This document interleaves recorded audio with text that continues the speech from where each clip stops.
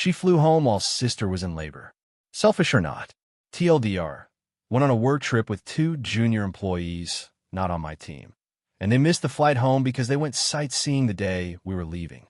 I still got on flight, even though they weren't at the airport. Long version. This past week, I was presented with an industry award in Nashville that an agency partner nominated me for. I'm a director of my company. My co decided to send 2 junior-level employees to the event as well, because they thought it would be a good experience for them. A specialist who has been with us a little over a year, 25F, first job out of college, and a summer intern, 21F, rising senior. They're not on my team, report up through separate VP, and I have very limited/no interaction with them in daily work life. They were very excited to be going. This was going to be the specialist's first time on a plane, lots of Teams chats, asking what to wear, etc. We were flying in Thursday morning and leaving Friday evening, so it was a very short trip, but I tried to help share info about the event, types of attendees, awards reception/presentation Thursday night with a country western theme. Then I was speaking on a panel Friday morning. There's so much I could say, but I'll try to highlight key points. Specialist barely made Thursday AM flight because she doesn't have a real ID and had to do extra screening. She had no idea what a real ID was or the basic rules of flying, liquid restrictions, etc. She was very upset they made her throw away some of her skincare that was over 3 ounces. Thursday night event was country western theme, and while a majority of people there were business casual, intern shows up in a bandana tube top, micro skirt, cowboy boots, and a cowboy hat. I pulled her aside and asked if she wanted to run upstairs and change since it was still a business event, but she said she was fine and she thought she looked cute and on theme.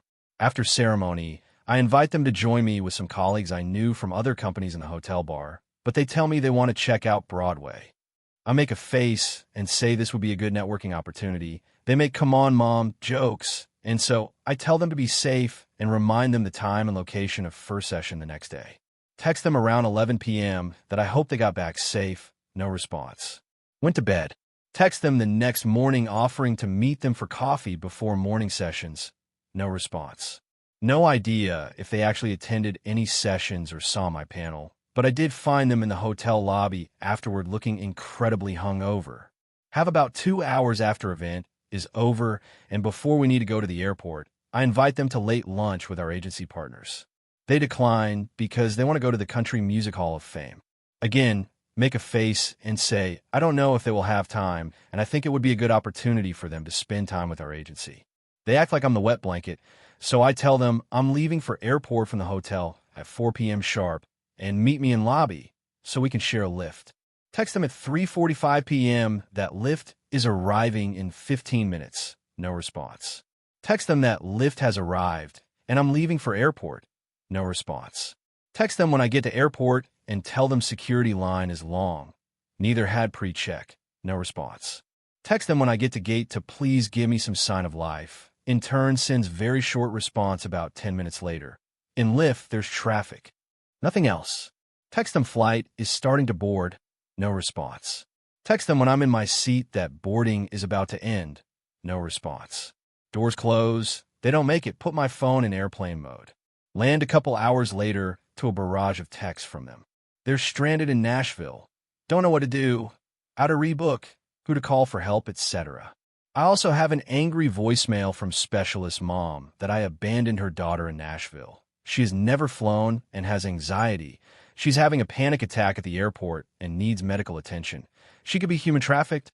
I call specialist and in turn back. Both phones ring, but neither pick up. Text to see if they were able to rebook. No response. Forward them email with our business travel info with after-hours contact and text them that I sent the email. No response. Texted an hour or so later to see if they were okay. No response. Did not call them on back. Also have text from their director. Don't know her well. Just started with Co a couple weeks ago. Asking what's going on. I sent her brief overview and screenshots of all my unanswered texts to them from earlier in the day, along with the transcript of the VM I got from a mom. She acknowledges my response, but no further dialogue. Now, I get an invite for a Monday morning meeting from that director with their VP and our C-suite leader. My VP is on PTO.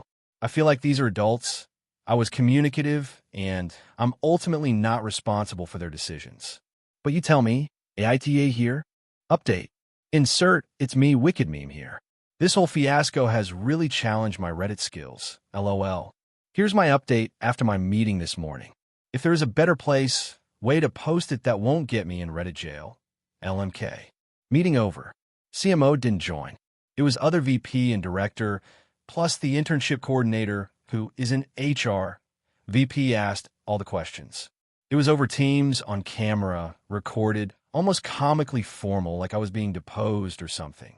During the meeting, was asked to recap what happened, starting from when we arrived.